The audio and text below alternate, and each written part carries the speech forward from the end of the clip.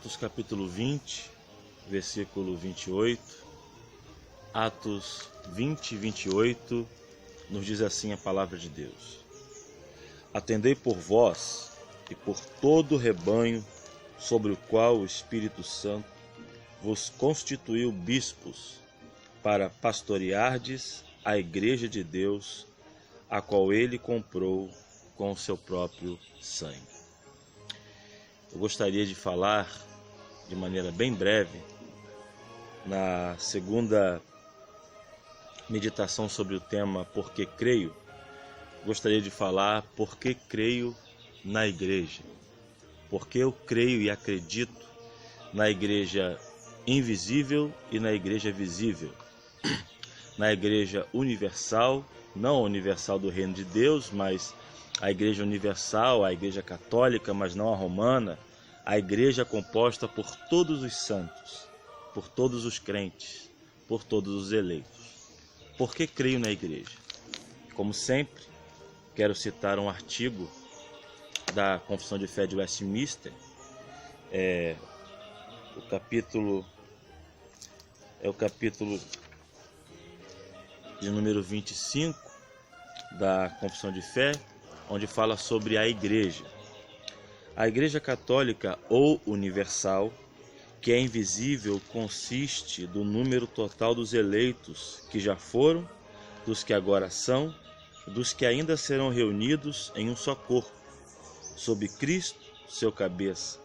Ela é a esposa, o corpo, a plenitude daquele que cumpre tudo em todas as coisas. Quando falamos de igreja, nos dias atuais, nós temos um grande conflito por parte de muitos pensadores. Para alguns pensadores, a igreja como instituição tornou-se obsoleta, tornou-se impraticável devido ao grande número de escândalos, de equívocos e de problemas institucionais. Existe um crescimento muito pujante do movimento das pessoas que não fazem parte de uma comunidade local. E quando você chama essas pessoas de desigrejados, quando você se refere a elas como pessoas que estão fora da igreja, elas replicam e dizem: não, eu sou a igreja. Como se fosse possível ser igreja sozinho, como se fosse possível ser igreja de maneira autônoma, quando na verdade nós precisamos entender que o caráter universal da igreja não extingue o caráter local e temporal dessa existência como igreja. Então, partindo do princípio de que a igreja é o número de todos os crentes, a universal assembleia, a Assembleia dos Santos, de fato, não faz parte de uma questão institucional. Por isso que é um equívoco, e a Confissão de Fé vai tratar isso nos outros artigos do capítulo 25, sobre essa questão de achar que a igreja é um grupo étnico ou um grupo social que está inserida majoritariamente em uma posição geográfica. Isso é um equívoco. Todavia, entretanto, nós precisamos analisar que existem aspectos bíblicos para a existência temporal e visível desta igreja que são inalteráveis, que não podem ser alterados, que não podem ser deixados de lado. E aí nós vamos partir para a Escritura Sagrada.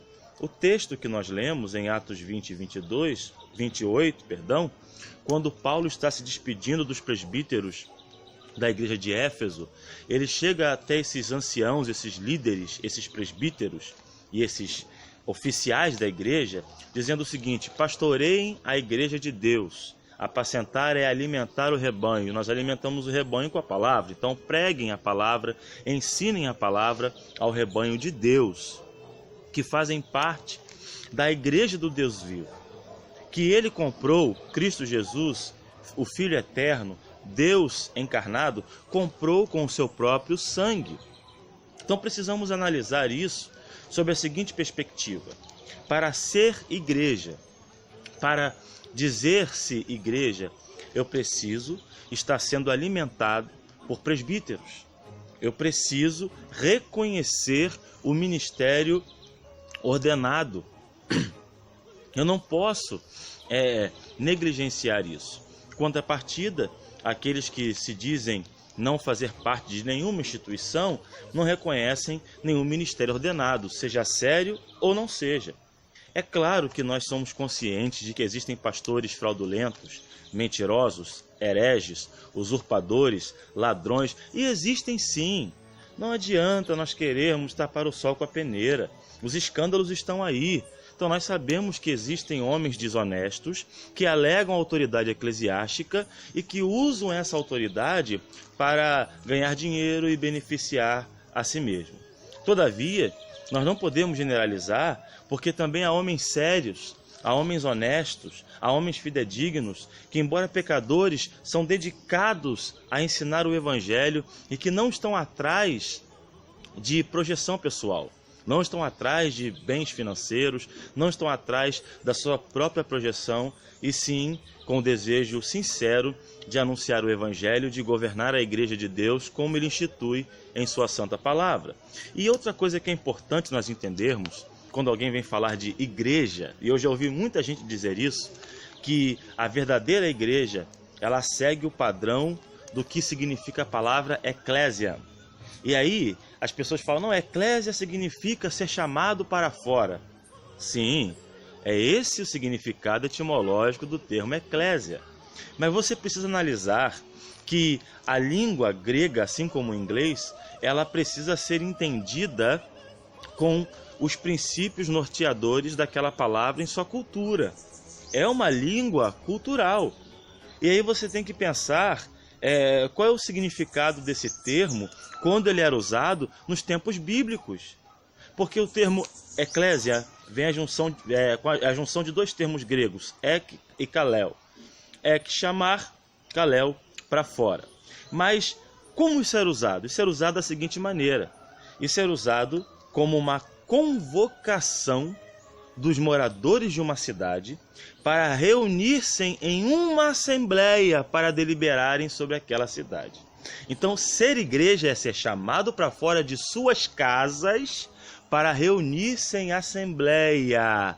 Por isso que é um equívoco achar que eu posso ser igreja estando na minha casa, sem o ministério ordenado e sem estar reunido com os irmãos em uma assembleia presencial. Porque até o termo ek, kalel ou eclésia dá esse sentido ao termo. Então, ser igreja é ser chamado para fora de seu individualismo, ser chamado para fora daquilo que você acha que é bom para você, ser chamado para fora dos seus próprios interesses para viver em comunidade conforme estabelece a palavra de Deus. Tendo isso em mente, e entendendo esse princípio norteador, nós devemos olhar para as Escrituras, e eu não tenho a pretensão aqui de falar com toda a propriedade que o assunto impõe, até porque eu acredito que não teria capacidade para falar isso, e acredito também que não teria tempo para falar sobre isso. Mas eu quero analisar com vocês alguns textos da palavra de Deus que nos orientam acerca do que é ser igreja e por que eu e você devemos acreditar na igreja. O primeiro texto que eu quero compartilhar com vocês é o texto que se encontra em Efésios, capítulo de número 1, versículo 22, onde fala acerca da igreja como a igreja universal, a Assembleia dos Santos, a igreja eterna, daqueles que morreram, daqueles que vivem e daqueles que virão a se converter. Olha o que o texto diz. E pôs todas as coisas debaixo dos pés, e para ser o cabeça sobre todas as coisas, o deu à igreja. Então a igreja pertence a Jesus Cristo. Foi o nosso Salvador que disse a Pedro: sobre esta tua confissão, Pedro, que eu sou o Cristo, o Filho do Deus vivo, eu edificarei a minha igreja. Então a igreja pertence a Jesus. Isso no aspecto invisível e no aspecto visível. Portanto, eu creio na igreja porque ela não é a igreja dos homens. Se equivocam aqueles que acreditam que a igreja é fruto de uma ideologia humana. Se equivocam sem conhecer as Escrituras aqueles que pensam que reunir-se em uma assembleia solene, ouvir a pregação, participar dos sacramentos é algo instituído pelo homem, porque foi o meu Salvador, o teu Salvador, que disse: sobre a pedra da confissão de que eu sou Cristo, o Messias, o Filho de Deus, eu edificarei a minha igreja, e as portas do inferno não prevalecerão contra ela. Então eu creio na igreja porque a igreja é a igreja de Cristo, não é a igreja de nenhum bispo, de nenhum papa, de nenhum padre, de nenhum pastor, de nenhum presbítero, de nenhum líder. A igreja é a igreja de Cristo.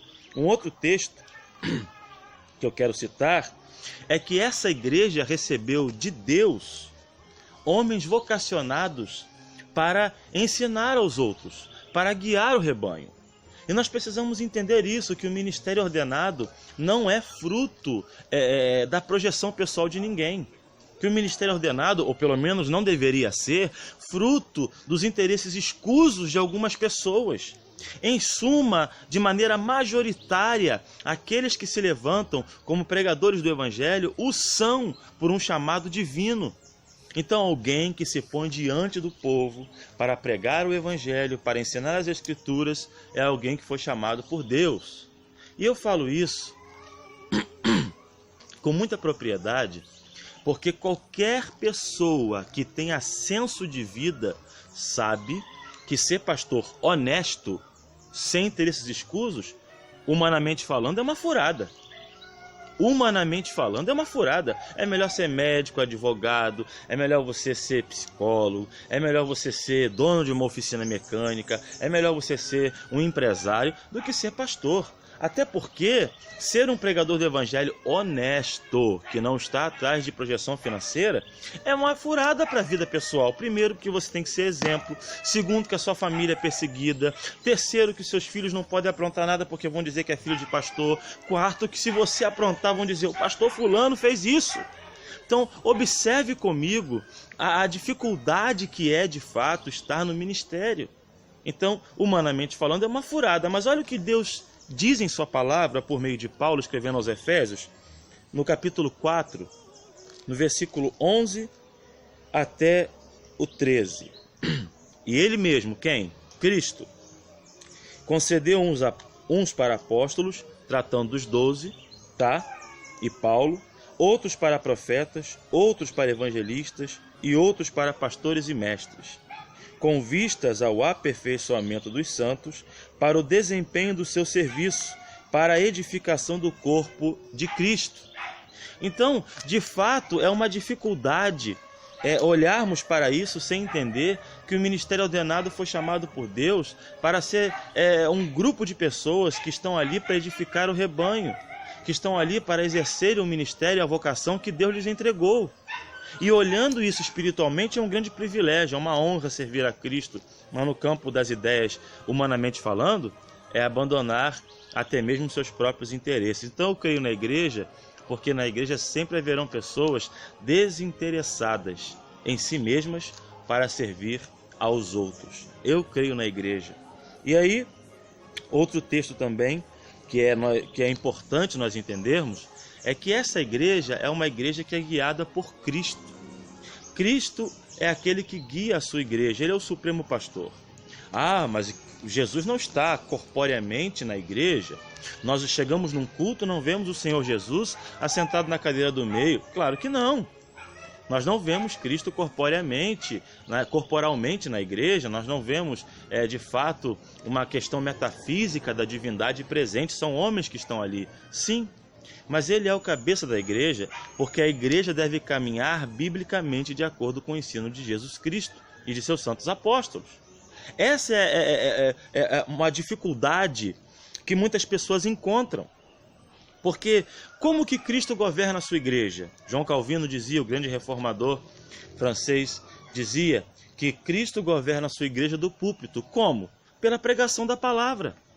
Não são figuras de autoridade imponente, por meio de imposições ou por meio de alegadas revelações que governam a igreja. É a Bíblia, é a Escritura, é a palavra de Jesus Cristo, no poder do Espírito Santo, que governa a igreja. Colossenses 1,18. Ele é o cabeça do corpo, da igreja. Ele é o princípio, o primogênito dentre os mortos, para em todas as coisas ter primazia. Então eu preciso entender e crer na igreja, porque Cristo governa a sua igreja. Ele é Senhor do corpo. Ele é aquele que deu a sua palavra, e é por meio da pregação, da exposição, do ensino, da diligente exortação bíblica que Cristo governa a sua igreja como cabeça. E aí vem a questão importante. Mas existem muitas igrejas que não são bíblicas. Há muitos pastores que não ensinam a Bíblia corretamente. Você tem uma Bíblia em casa, o seu dever como crente é lê-la, estudá-la, aplicar-se em estudá-la. E nas dúvidas, procurar pregadores, teólogos fiéis, teólogos piedosos, para tirar as suas dúvidas. Mas Cristo governa a sua igreja, Ele é o cabeça da igreja, por meio da Escritura, por meio da palavra inspirada pelo Espírito Santo. Cristo continua sendo o cabeça da igreja. Então eu creio na igreja, porque a igreja possui um cabeça vivo. Possui Cristo como seu líder máximo, sendo a pedra sobre a qual a igreja está edificada. E como Ele governa a igreja? Pelas Escrituras, pela palavra de Deus. E aí, mesmo havendo algumas interpretações que não batem no campo teológico, em suma, os princípios norteadores estão expressos no Credo Apostólico, que é um resumo da doutrina bíblica e que nós podemos encontrar nos textos sagrados a sua fundamentação. Então Cristo continua governando a sua igreja, por isso eu creio na igreja. Eu creio na igreja porque a igreja, mesmo com defeitos, mesmo com erros, ela ainda é a igreja de Cristo. E isso é uma coisa que nós temos que pensar, porque quando se trata de reunião de homens, liderança humana, pessoas no governo da igreja, sempre haverão erros, sempre haverão problemas. Nós sempre encontraremos situações terríveis na igreja. Eu acho que o exemplo mais clássico disso é a igreja de Corinto. Uma igreja dotada de dons sobrenaturais, de uma liderança intelectual, no entanto cometia agruras terríveis, a ponto do apóstolo Paulo dizer que observou nos coríntios um comportamento que nem dentre os ímpios ele conseguiu ver comportamento semelhante. Mas observe comigo o que Paulo escreve em 1 Coríntios 11, versículo 18. Porque antes de tudo estou informado, haver divisões entre vós quando vos reunis na igreja. E eu em parte o creio. Reunir na igreja não era uma referência ao templo. Uma outra questão muito equivocada que nós vemos hoje, as pessoas dizerem que nós não podemos ter templos ou locais de culto. Isso é um absurdo. Isso é uma coisa completamente incoerente. Nós temos que entender o contexto sobre o qual a igreja do primeiro século viveu, perseguição, o Império Romano perseguindo. Eles estavam sem condições de se reunirem em locais públicos, então se reuniam nas casas. Mas nunca foi pecado ter uma casa de oração, uma casa, um local de reunião de culto. Nunca foi pecado. Então eu creio na igreja, porque a igreja, para ser ekkaleo, precisa estar sendo chamada para fora de suas casas, da sua individualidade, para se reunir em uma assembleia. E Paulo estava dizendo, olha, eu escuto que no meio de vocês existe divisão, e ainda quando vocês se reúnem na igreja, se reúnem em assembleia, se reúnem como ekkaleo, como eclésia, como comunidade, ainda existe divisão no meio de vocês, mas aquela ainda era a igreja de Deus. Mesmo com divisões, pecados terríveis, atitudes equivocadas em relação ao culto, o mau uso dos dons espirituais, ainda assim era a igreja. Paulo fala sobre isso também aos coríntios, esses irmãos de Corinto tão terríveis, tão pecadores, mas olha como é que Paulo se refere a eles escrevendo no capítulo 1 da primeira carta aos Coríntios, a referência que nós já usamos agora há pouco, capítulo 1, versículo 2, olha o prefácio da carta. A igreja de Deus que está em Corinto, aos santificados em Cristo Jesus, chamados para ser santos, com todos os que em todo lugar invocam o nome de nosso Senhor Jesus Cristo, Senhor deles e nosso. Então a igreja, mesmo tendo seus conflitos, mesmo tendo seus pecados, ainda é a igreja de Deus. Eu creio na igreja porque a igreja, mesmo tendo as suas dificuldades, ela também possui pessoas que receberam direção de Deus para fazerem coisas extraordinárias. Olhe para a história. Veja o que o cristianismo... A gente olha e ouve muita gente falando mal do cristianismo, né? Falando acerca dos equívocos da igreja medieval, e a gente sabe que foram equívocos. Equívocos também de muitos reformadores. Sim, eles não eram perfeitos, mas veja o lado positivo. Eu não vou falar sobre a igreja medieval e sobre a igreja romana, porque eu não faço parte da mesma, então eu me eximo de falar daquilo que eu não faço parte. Vou falar da igreja reformada.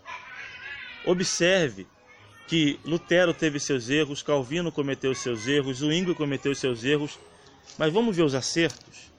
O protestantismo reformado foi responsável pela alfabetização da Europa, dos homens do campo. Eles popularizaram uma leitura elitista, que era a leitura da Bíblia. Imprimiram e distribuíram gratuitamente Bíblias a todos os cidadãos e aqueles que quiseram ler. Foram responsáveis pela evangelização da maior parte da Europa e do mundo. Porque tem pessoas que pensam que o evangelho começou há 100 e poucos anos para cá com o começo do pentecostalismo. Vamos devagar, gente. O pentecostalismo avançou fronteiras, fundou igrejas, foi responsável pelo ganho de muita gente para Cristo. Sim, mas de 100 e poucos anos para cá. Mas há 500 anos, os cristãos reformados tradicionais pregaram o evangelho e morreram pelo evangelho em muitos lugares do mundo. Instituíram escolas, faculdades. Você pode hoje falar de Harvard, Yale, universidades que são de ponta, vistas como as melhores do mundo. Quem fundaram? Pastores, igrejas evangélicas. Vieram de lá. É uma herança do protestantismo, do cristianismo, sabe, reformado. Então a gente tem que olhar para a igreja e ver também, ressaltar os pontos positivos. Atos 13, versículo 1. Havia na igreja de Antioquia profetas e mestres, homens que tinham uma mensagem de Deus direta, profunda, impactante, e homens que ensinavam as Escrituras com propriedade. A igreja sempre foi um local de figuras que atenderam ao chamado de Deus. Eu creio na igreja. Eu creio na igreja porque a igreja é o meio pelo qual o mundo enxerga Cristo. Observe que quando o Senhor Jesus se revelou a João na ilha de Pátimos, chamando-o para ter as revelações do Apocalipse, aonde o Senhor Jesus estava e no meio de que ele passeava? Ele passeava entre os 7 candeeiros de ouro. E você vai ler na literatura apocalíptica, o que eram os 7 candeeiros de ouro? Eram as 7 igrejas. Então Cristo se revela ao mundo por meio da sua igreja. Atos 11, versículo 26. Tendo-o encontrado, levou-o para Antioquia, falando acerca de Paulo. E por todo um ano se reuniram naquela igreja, na igreja de Antioquia, e ensinaram a numerosa multidão. E em Antioquia foram os discípulos, pela primeira vez, chamados cristãos. Portanto, eu creio na igreja, porque a igreja, ela é o reflexo de Jesus ao mundo. E, em último lugar, porque eu devo crer na igreja. Devo crer na igreja, tanto universal, tanto sobrenatural, tanto invisível como visível, porque essa igreja, ela possui práticas identificadoras. Ah, mas existem muitas igrejas falsas? Infelizmente existem. Existem ministros falsos? Infelizmente existem. Existem muitos equívocos até nos verdadeiros? Infelizmente existem. Mas eu creio na igreja por causa de alguns pontos que não podem ser substituídos. Então, por esses pontos, eu vou discernir qual é a comunidade verdadeira e qual é a comunidade falsa. Aonde eu posso me agregar e juntar-me e onde eu não posso me juntar. Atos 2, 42 ao 47. E perseveravam na doutrina dos apóstolos. Ou seja, uma igreja verdadeira é uma igreja que prioriza o ensino apostólico, que prioriza o ensino da verdade, que prioriza a pregação fiel da palavra de Deus. Uma igreja verdadeira é uma igreja que não abre mão do ensino doutrinário correto. A doutrina dos apóstolos, na comunhão e no partir do pão. É uma igreja que vive a ministração dos sacramentos, o batismo e a ceia. É uma igreja que possui comunhão, e esse termo, partir do pão, já foi interpretado da maneira correta pelos pais apostólicos e pelos reformadores, que é uma referência à ceia do Senhor. É aquela comunhão onde no meio de uma refeição é celebrada a memória do corpo e do sangue de Cristo, como foi na ocasião da Páscoa, instituído pelo próprio Senhor Jesus e depois ratificado pelos apóstolos. Então, é uma igreja que tem comunhão, que participa dos sacramentos, nas orações. É uma igreja que ora. É um povo que crê que nós precisamos depender totalmente de Cristo e buscar a Ele em espírito e em verdade por meio da oração e da intercessão. Eu creio na igreja porque a igreja é um grupo de pessoas que temem a Deus. Em cada alma havia temor. Eu creio na igreja porque nesta igreja acontecem sinais e prodígios. E aí existe um grande equívoco aqui. Porque tem pessoas que olham para esse texto e dizem assim: bom, para ser uma igreja verdadeira, tem que acontecer milagres sobrenaturais. Mas quem foi que disse que não acontece? Quem foi que disse? Embora nós temos que atentar que o livro de Atos é um livro que trata de descrição de acontecimentos, não de normas. Os sinais que Deus operou no livro de Atos para dar autoridade à igreja e aos apóstolos refletiam, de fato, aquilo que era a igreja no primeiro século. Todavia, entretanto, porém, eu não posso abrir mão, eu não posso deixar de lado a verdade de que a pregação do Evangelho produz mudança no coração daqueles que ouvem. Muitas pessoas que viviam numa vida errada do crime, hoje são transformadas pelo Evangelho. Isso não seria um sinal prodigioso? Nações foram transformadas pelo poder do Evangelho. Isso não é um sinal prodigioso? Então não é porque não acontecem na mesma proporção da descrição da autoridade dos apóstolos no livro de Atos que a igreja não seja verdadeira. O texto vai dizer também, e me leva a crer na igreja, que esses irmãos viviam uma vida onde tudo lhes era comum. Eu creio na igreja porque, embora exista a individualidade, fruto do pecado e do erro do coração do homem, a igreja, ela contribui, ela se junta para contribuir.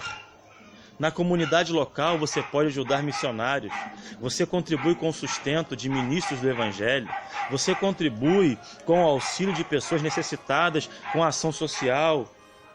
Eu creio na igreja porque essa igreja é uma igreja que persevera, é uma igreja que mesmo em meio a tanta perseguição, a tanta calúnia, a tanta difamação, ela se mantém de pé e é sustentada pelo poder do Espírito Santo.